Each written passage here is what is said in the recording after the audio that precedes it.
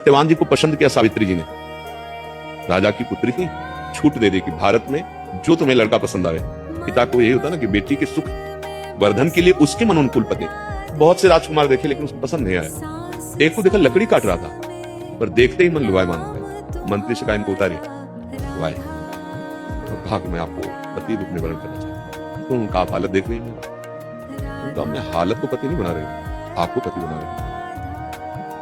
हमारे बूढ़े माता पिता है, मैं जंगल में लकड़ी काट के बेचता हूँ, उससे गुजारा करता हूँ। बोले आप केवल इतना परिचय बता दीजिए कि मेरे नेत्र कभी अन्य को, जो सत्य है उसी को। बोले हाँ, मेरा नाम भी सत्यवान ही है और मैं राजकुमार ही हूँ। मेरे माता पिता वृद्ध हैं, उनकी आंखें नहीं है, और मैं उस समय बालक था तो जबरदस्ती अन्य राजाओं ने राज्य छीन लिया। अब प्राण बचाकर हम जंगल में रहे। जब मुझे विश्वास हुआ और अपने पिता के पास गई, तो जब वो गई तो वहां नारद जी विराजमान थे। नारद जी त्रिकाला के महापुरुष हैं। पिता ने कहा पुत्री वर का वर्ण कर लिया, उनका बहुत मनोनुकूल। कौन है, किस देश का राजा है? उन्होंने सुख चाहते हुए कहा इस समय तो नहीं राजा, उनके माता पिता अंधे और वो लकड़ी बेचकर। तो बेटी तुम्हारी बुद्धि मतलब कहाँ है राजपद और कहाँ? देवर्षि नारद जी ने कहा क्या नाम है? उन्होंने विचार किया, उनका वो तो एक वर्ण मर जाएगा। पिता ने कहा बिल्कुल कैंसिल करो, ना धन है और ना वो जीवित रहेंगे। तो उनका ऐसा नहीं, प्यार भरी दृष्टि से एक बार वर्ण किया जाता है। मैं भारतीय नारी हूं, एक बार मैंने उनको वर्ण कर लिया। देवर्षि नारद जी से कहा 1 वर्ष तो बहुत होता है, अगर हम 1 मिनट भी पति पत्नी के रूप में रहे ना तो हमारा जीवन सार्थक रहे। अब देखिए प्यार किसे कहते हैं। पिता ने जब ब्याह किया तो मेरी पुत्री की मौत, तो खूब दहेज हो तो सब कुछ उन्हें, तो एक भी नहीं स्वीकार। नहीं, मेरे पति जैसे रहने मैं वैसे रहूंगी।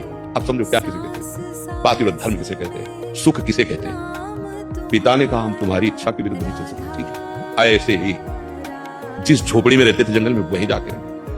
नारद जी ने बता दिया था अमुक तारीख अमुक समय 1 वर्ष जीवित रहे। बस रोज प्यार से सेवा करती, माता पिता की उनके और उनकी। कभी कोई याचना नहीं की, क्योंकि याचना करने का रास्ता ही नहीं रह गया था। वो तो लकड़ी बेच के जीवन यापन करते थे, और याचना करनी होती तो अपने पिता से प्राप्त भोग सामग्री एकत्रित कर लेती, महल बनवा लेती, वही जंगल में बनवा लेती। जो उसमें 2-3 दिन रह गए, खाना पीना सब उनको पता है ना। आखिरी दिन जो था तो सत्यवान से कहा आज तक नहीं मांगा, एक बात मांगती हूँ। आखिरी दिन जो था तो सत्यवान से कहा आज तक नहीं मांगा, एक बात मांगती हूँ। क्या? आज अपने साथ मुझे ले चलो।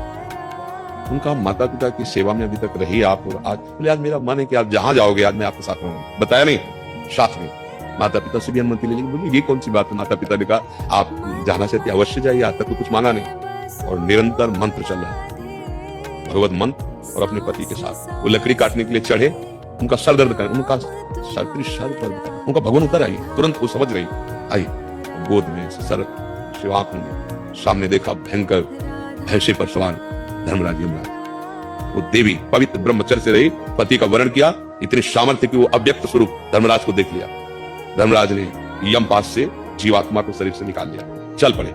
उसने मन में निश्चय किया मन वचन कर्म से मैं अपने पति के सिवा आज तक किसी को गलत दृष्टि से नहीं देखा, तो मेरे में सामर्थ्य हो जहां ये जाए इनके पीछे चलो, आकाश मार्ग में चले। ये भगवान श्री कृष्ण द्वैपायन व्यास देव जी द्वारा रचित महाभारत में चरित्र है।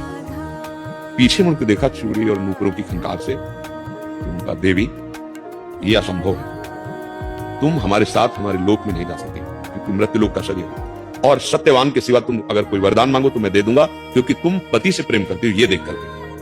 तो उनका हमारे सास ससुर का राज्य जो छिन गया है वो उनको प्राप्त हो जाए, उनके नेत्र प्राप्त हो जाए। तथास्तु ऐसा है। फिर चले, फिर पीछे देखा है। उनका बेटी तुमसे कहा, फिर भी मैं प्रसन्न हूं, एक वरदान और मांग लो। तो उनका मैं अपने पिता की अकेली पुत्री हूं, उनके पुत्र हो जाए। तथास्तु। देखो दोनों कुल पावन कर देती पतिव्रता। फिर धर्मराज, उनका बेटी में तुम पे बहुत प्रसन्न हूं, क्योंकि तुम पवित्र हो, एक वरदान और मांग लो बस, तो जल्दी से उनका मेरे भी पुत्र हो जाए। उनका तथास्तु। अब वो जल्दी में ये नहीं समझ पाए कि मतलब अब उन्होंने कहा आप पीछे क्यों आ रहे हो? तो उनका भगवान आपको पता होना चाहिए मैं पतिव्रता हूं, और पुत्र केवल पति से ही प्राप्त होता है, आपको हमारे पति की छोड़।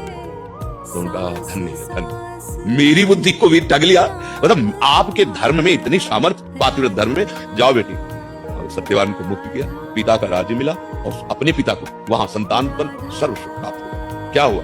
धन काम आया क्या? धर्म काम।